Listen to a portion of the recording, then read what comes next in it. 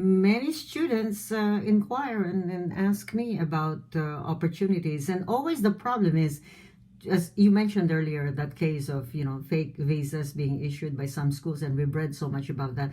But many students really want to come because they feel that like studying in the United States is a big thing when they put it in their resume. Then they go back home to their countries. So what do they have to be aware of? Like, make sure that if they apply for a student visa, it's really a recognized school.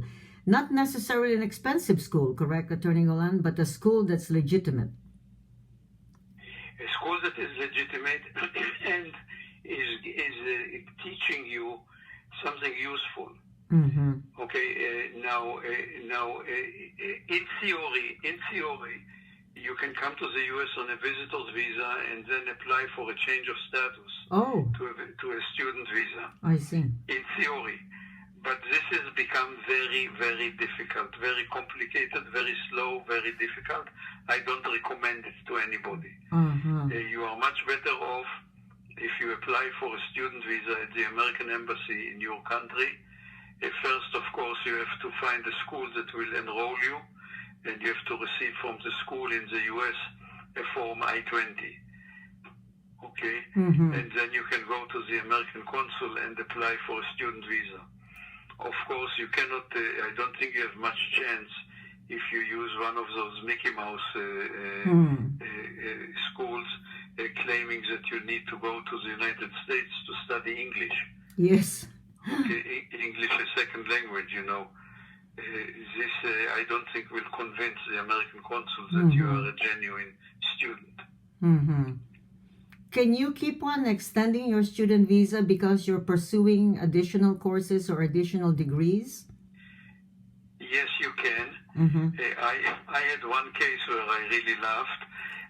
We did a case many years ago for one gentleman who already had a PhD in psychology.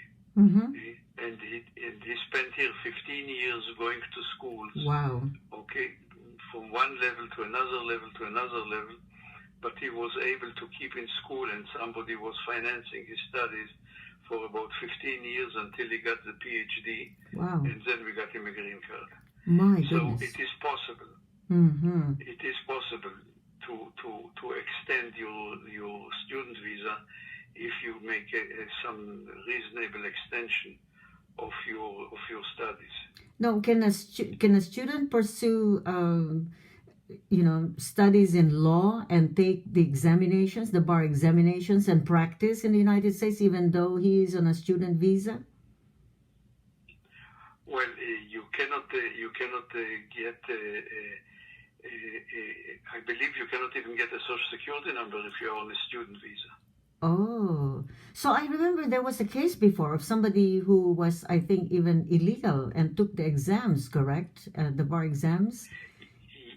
Yes, sometime in the he was past. not on a student visa. Oh, he was not on a student visa. So you mean to say being an illegal alien was in a better position studying than someone who had a student visa? Sometimes it is. Wow. So that means when you're... The case became so famous because it was a unique case. It's not for everybody. Right. So that means a student, when you come here on a student visa, you're not given a social security number. I see. And it just keeps on extending. But what happens if it changes the status to a work visa? Did you say that could be adjusted to a work visa if somebody employs this individual?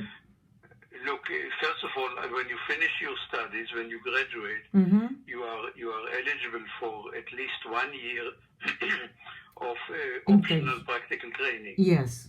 OPT, which means in 1 year you can work illegally. Sometimes more than 1 year. Depends on what you studied.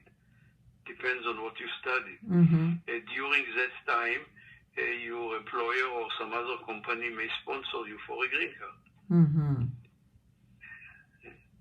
And that's possible.